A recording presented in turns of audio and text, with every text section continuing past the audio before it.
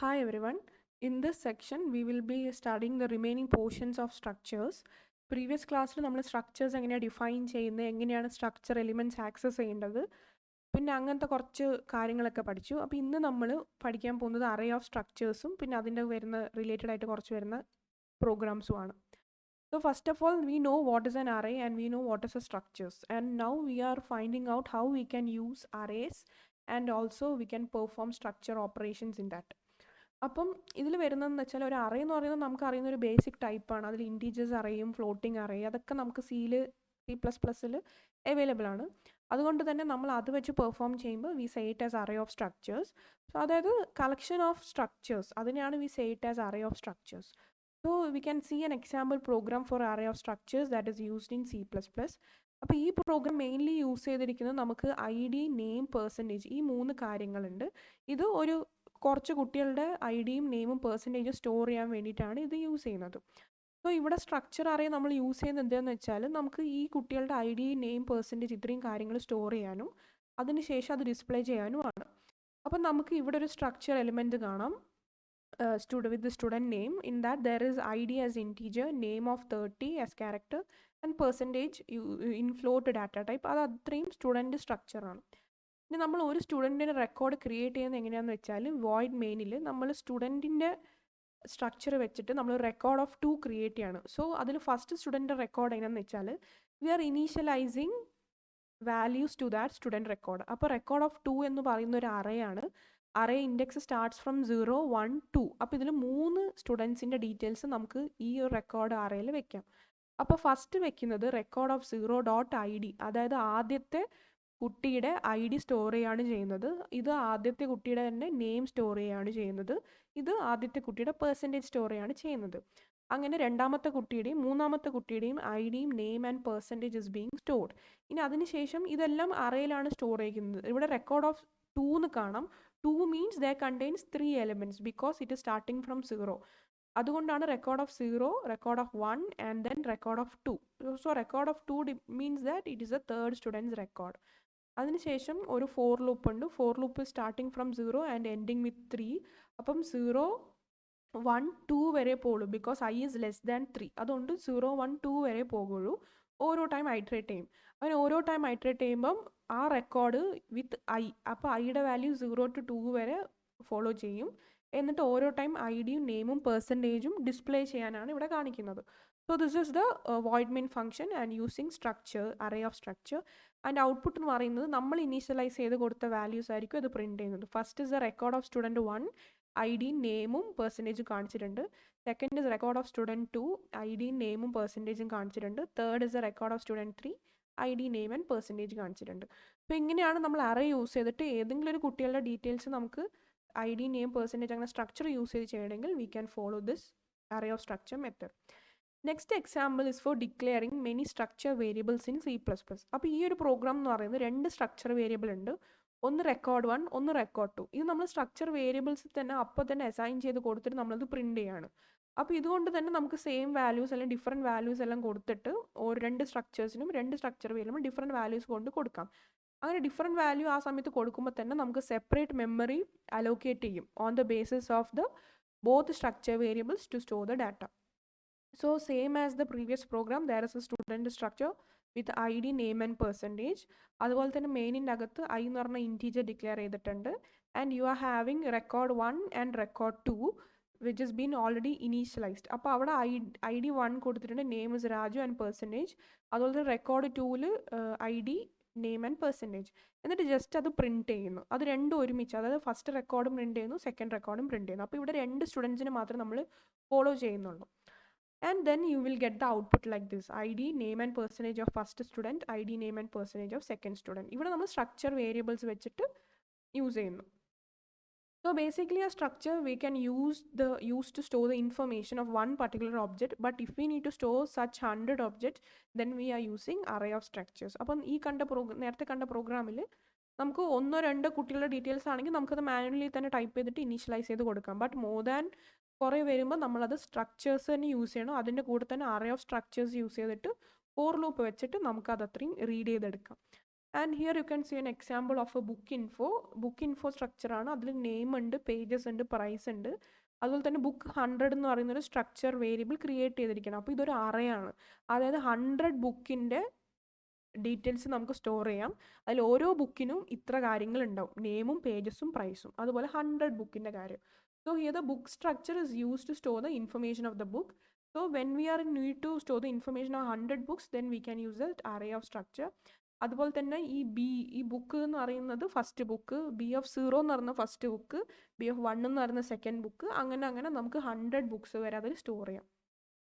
So using that we can have a program here.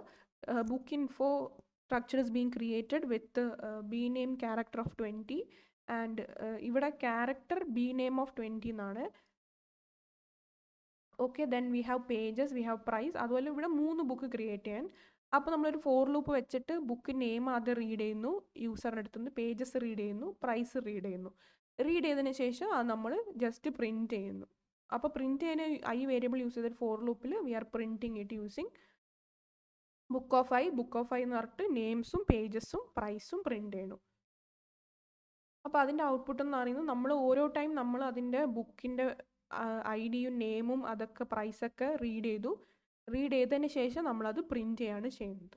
So this is basically using arrays and how we can deal with more than 2 or 3 student records വരുമ്പോൾ എങ്ങനെയാണ് നമ്മളത് array വെച്ചിട്ട് ചെയ്യുന്നതെന്നാണ് ഇവിടെ നമ്മൾ പഠിക്കുന്നത്.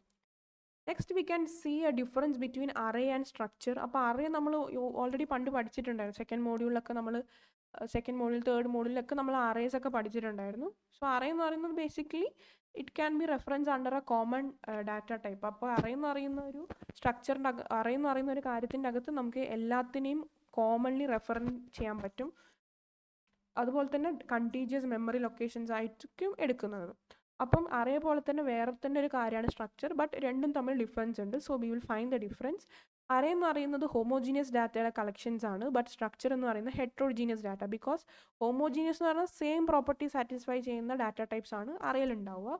Homogeneous എന്ന് പറയുമ്പോൾ സെയിം ടൈപ്പ്, ഹെട്രോജീനിയസ് എന്ന് പറയുമ്പോൾ they are different in type. അപ്പോൾ അതുകൊണ്ട് തന്നെ സ്ട്രക്ചറിൽ നമുക്കിപ്പം ഏത് ഡാറ്റ ടൈപ്സിൽ വരുന്ന എത്രയും കാര്യങ്ങൾ സേവ് ചെയ്യാം. അറേയിൽ പറയുമ്പോൾ ഒരു സിംഗിൾ ഡാറ്റ ടൈപ്പിന് അണ്ടർ റെഫർ ചെയ്യാൻ പറ്റുന്നതാണ്. ആൻഡ് ഓൾസോ ഇൻ സ്ട്രക്ചർ നമ്മൾ സ്ട്രക്ചർ എലിമെൻറ്റ്സ് നമ്മൾ ഡോട്ട് ഓപ്പറേറ്റർ വെച്ചിട്ടാണ് ആക്സസ് ചെയ്യുന്നത്. പക്ഷേ അറേയിൽ നമുക്ക് ഓരോ ഇൻഡെക്സ് ഉണ്ട്.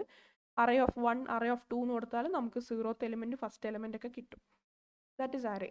ദെൻ അറേയിൽ സ്റ്റാറ്റിക് മെമ്മറിയാണ്. സ്ട്രക്ചർ എന്ന് പറയുന്നത് അപ്പോൾ ഇനീഷ്യലൈസ് ചെയ്യുന്ന പോലെ ഡൈനാമിക് മെമ്മറിയാണ്. ആൻഡ് അറേ എലിമെൻറ്റ്സ് എന്ന് പറയുന്നത് നമുക്കത് ആക്സസ് ചെയ്യാൻ ലെസ് ടൈം ദാൻ സ്ട്രക്ചേഴ്സ് ആണ്. ബട്ട് സ്ട്രക്ചേഴ്സിൽ എലിമെൻറ്റ്സ് ആക്സസ് ചെയ്യാൻ കുറച്ച് അധികം ടൈം എടുക്കും. And also you can see another difference. It is basically on collection of related data, പിന്നെ അതിൽ വരുന്ന ഡാറ്റ ടൈപ്സ്, പിന്നെ അതെങ്ങനെയാണ് ബിഹേവ് ചെയ്യുന്നത്, അതെങ്ങനെയാണ് നമുക്ക് അറേ വേരിയബിളായിട്ട് ഡിക്ലെയർ ചെയ്യാം, വാട്ട് ഇസ് അലോക്കേഷൻ, പിന്നെ ഏത് ഓപ്പറേറ്റർ വെച്ചിട്ടാണ്. പിന്നെ അറേ എന്ന് പറയുന്ന ഒരു പോയിൻ്ററാണ്, structure is not a pointer. അതുപോലെ തന്നെ ആക്സസിങ് ടൈമും ലെസ് ആണ്. So these are the array of സ്ട്രക്ചേഴ്സും അറേ സ്ട്രക്ചേഴ്സ് തമ്മിലെ difference. Next we will see functions and structures. Functions and structures എന്ന് പറഞ്ഞാൽ ഈ സ്ട്രക്ചർ എന്ന് പറഞ്ഞാൽ ആ ഒരു ടോപ്പിക്കിൽ ഏറ്റവും ലാസ്റ്റത്തെ പോർഷനാണ് ഫങ്ഷൻസ് ആൻഡ് സ്ട്രക്ചേഴ്സ്. ഇവിടെ നമ്മൾ ഒരു ഫങ്ഷനിൽ എങ്ങനെയാണ് നമുക്ക് സ്ട്രക്ചർ പാസ് ചെയ്യുന്ന പറ്റിയാണ് നമ്മൾ പഠിക്കാൻ പോകുന്നത്. So basically we follow on structure and we have structure variables that is being used to access the structures. So the structure variables can be passed into a function and we can return and get a similar way as normal arguments. So the first section we see is the passing structure to a function in C++. അപ്പോൾ ഒരു structure എങ്ങനെയാണ് ഒരു ഫംഗ്ഷനിൽ pass ചെയ്യുന്നത്. അപ്പം structure pass ചെയ്യുന്നതിന് മുമ്പേ function എന്താണെന്ന് അറിയണം. ഫംഗ്ഷനൊക്കെ തേർഡ് മോഡ്യൂളിൽ നമ്മൾ ഓൾറെഡി പഠിച്ചിട്ടുണ്ട്. ഒരു ഫംഗ്ഷൻ ഡിക്ലെയർ ചെയ്തിട്ട് how we can pass this structure is being followed in this session. So ഒരു സ്ട്രക്ചർ വേരിയബിൾ നമുക്ക് ആദ്യം പാസ് ചെയ്യുന്നത് നമുക്കറിയാം normal argument, like we R familiar about actual parameters and formal parameter. അപ്പോൾ അത് നോർമലായിട്ട് പാസ് ചെയ്യുന്ന പോലെ തന്നെയാണ് ഇവിടെയും നമ്മൾ പാസ് ചെയ്യുന്നത്. We have the header file as iostream.h. We have the structure person, there it contains name, age and salary. അതുപോലെ തന്നെ ആ സ്ട്രക്ചർ അവിടെ തീർന്നു. സ്ട്രക്ചറിൻ്റെ ഡിക്ലറേഷൻ അതൊക്കെ അവിടെ തരുന്നു. In next we are using a function. It is void and it is not going to return anything. അതുപോലെ തന്നെ പേഴ്സൺ പി എന്ന് പറയുന്ന ഒരു സ്ട്രക്ചർ വേരിയബിളും ക്രിയേറ്റ് ചെയ്ത് യൂസിങ് ദ സ്ട്രക്ട് കീവേഡ്. ഇനി മെയിനിൻ്റെ അകത്ത് നമ്മൾ ആദ്യം ഇത്രയും കാര്യങ്ങൾ റീഡ് ചെയ്യാണ്. Full name, P dot name, age P dot age, salary P dot salary. അപ്പോൾ ഒരു പർട്ടിക്കുലർ പേഴ്സൻ്റെ നെയിമും ഏജിലും സാലറിയും നമ്മൾ റീഡ് ചെയ്തിട്ട് പി എന്ന് പറഞ്ഞ സ്ട്രക്ചർ വേരിയബിൾ സ്റ്റോർ ചെയ്യുകയാണ്. ഇനി നമ്മൾ ആ പി വെച്ചിട്ടാണ് we are calling the function. So this is a function call with the structure variable as the normal argument. So display data is the function where we have declared here and we are defining the display data function here. So display data p വെച്ചാണ് pass ചെയ്യുന്നത്. അപ്പോൾ പുതിയ അതിൻ്റെ definition എന്ന് പറയുന്നത് അത് accept ചെയ്യുമ്പം ഇത്രയും കാര്യങ്ങൾ അത് പ്രിൻറ്റ് ചെയ്യും. Name P dot name, age P dot age, salary P dot age. So in this program, user will be first asked to enter the name, age, salary, etc. And it will be inside the main function. And from the main function, they are calling another piece of function, that is a definition of the function, by passing the p as a normal argument. അതിനുശേഷം display data എന്നുള്ള scenario നമ്മൾ വിളിക്കുകയാണ്. അപ്പോൾ അങ്ങനെ display data എന്ന് പറയുന്ന കാര്യം ആ ഒരു ഫംഗ്ഷൻ എന്ന് പറയുന്നത് വോയിഡ് ആണ്. അപ്പോൾ അതൊന്നും റിട്ടേൺ ചെയ്യാനില്ല. അതുപോലെ തന്നെ സിംഗിൾ ആർഗ്യുമെൻറ്റിൽ വർക്ക് ചെയ്യുന്ന കാര്യമാണ് പി വെച്ചിട്ടാണ്. അപ്പോൾ ആ പി എന്ന് പറഞ്ഞ കാര്യം ഇതിൽ പാസ് ചെയ്തു, നമുക്ക് അതനുസരിച്ച് പി ഇവിടെ നമ്മൾ പ്രിൻറ്റ് ചെയ്തു. And p is a structure variable which is used to display the data that is being present under the definition of this function. Next we use returning structure from the function in C++. അപ്പോൾ ഈ സെക്ഷനിൽ എങ്ങനെയാണ് ഒരു structure, നമുക്കൊരു ഫംഗ്ഷൻ്റെ ഉള്ളിലൊരു structure എങ്ങനെയാണ് return ചെയ്യണമെന്നാണ് നമ്മൾ നോക്കുന്നത്. സോ ഇവിടെ ആദ്യത്തെ പോലെ തന്നെ ഒരു പേഴ്സൺ എന്നുള്ള സ്ട്രക്ചർ നമ്മൾ ഡിക്ലെയർ ചെയ്തു. നെയിം ഉണ്ട്, ഏജ് ഉണ്ട്, സാലറി ഉണ്ട്. ഇൻറ്റ് ഗെറ്റ് ഡാറ്റ എന്ന് പറയുന്ന ഒരു ഫംഗ്ഷൻ, അതുപോലെ തന്നെ ഡിസ്പ്ലേ ഡാറ്റ എന്ന് പറയുന്ന അടുത്ത ഫംഗ്ഷൻ, പിന്നെ പി എന്ന് പറയുന്ന സ്ട്രക്ചർ വേരിയബിളും ക്രിയേറ്റ് ചെയ്തിട്ടുണ്ട്. ഇനി മെയിനിൻ്റെ അകത്ത് നമ്മൾ ഈ രണ്ട് കാര്യങ്ങളും വിളിക്കുന്നുണ്ട്, അതായത് get data and display data. അപ്പോൾ ഗെറ്റ് ഡാറ്റ എന്ന് പറയുന്ന ഫംഗ്ഷൻ നമ്മൾ നേരത്തെ പോലെ തന്നെ നെയിം റീഡ് ചെയ്യുന്നുണ്ട്, ഏജ് റീഡ് ചെയ്യുന്നുണ്ട്, സാലറി റീഡ് ചെയ്യുന്നുണ്ട്. ഇത് റീഡിങ് മാത്രമേ ഗെറ്റ് ഡാറ്റയിൽ നടക്കുന്നുള്ളൂ. ഡിസ്പ്ലേ ഡാറ്റയിൽ നമുക്കെല്ലാം ആ കിട്ടിയ കാര്യങ്ങളെല്ലാം നമ്മൾ ഡിസ്പ്ലേ ചെയ്യുകയാണ് ചെയ്യുന്നത്. അപ്പോൾ രണ്ട് കാര്യങ്ങളും നമ്മൾ വിളിക്കുമ്പോൾ പി എന്ന് പറയുന്ന ആ സ്ട്രക്ചർ വേരിയബിളിലാണ് എല്ലാം ഫോക്കസ് ചെയ്തിട്ടുള്ളത്. So we should call both of these function definition using that structure member variable, that is A P, that is it stores the structure of A person, അതാണ് പി. ഓക്കെ, അപ്പോൾ അത് വെച്ചിട്ടാണ് നമ്മൾ get ഡാറ്റയും display ഡാറ്റയും രണ്ട് കാര്യങ്ങളും വിളിക്കുന്നത്. അപ്പം ഇതിൻ്റെ ഔട്ട്പുട്ട് എന്ന് പറയുന്നത് നമ്മുടെ നേരത്തെ പോലെ തന്നെ ഔട്ട്പുട്ട് ആയിരിക്കും. അപ്പോൾ ഇവിടെ സ്ട്രക്ചർ വേരിയബിൾ പി എന്ന് പറയുന്നത് പേഴ്സൺ ഡിഫൈൻ ചെയ്യാനാണ് നമ്മൾ യൂസ് ചെയ്യുന്നത്. അതുപോലെ തന്നെ സ്ട്രക്ചർ വേരിയബിൾ പി വെച്ചിട്ടാണ് നമ്മൾ ഗെറ്റ് ഡാറ്റ ഫംഗ്ഷൻ വിളിക്കുന്നത്, അത് ഇൻപുട്ട് ആക്സസ് ചെയ്യുന്നതും അതിനുശേഷം അതിൻ്റെ മെയിൻ ഫംഗ്ഷനിലേക്ക് ആ വാല്യൂ സ്റ്റോർ ചെയ്യുന്നതും. So here you should note, it is given as a note here, the value of all members of a structure variable can be assigned to another structure using assignment operator if both structure variable are of same type. You don't need to manually assign each other.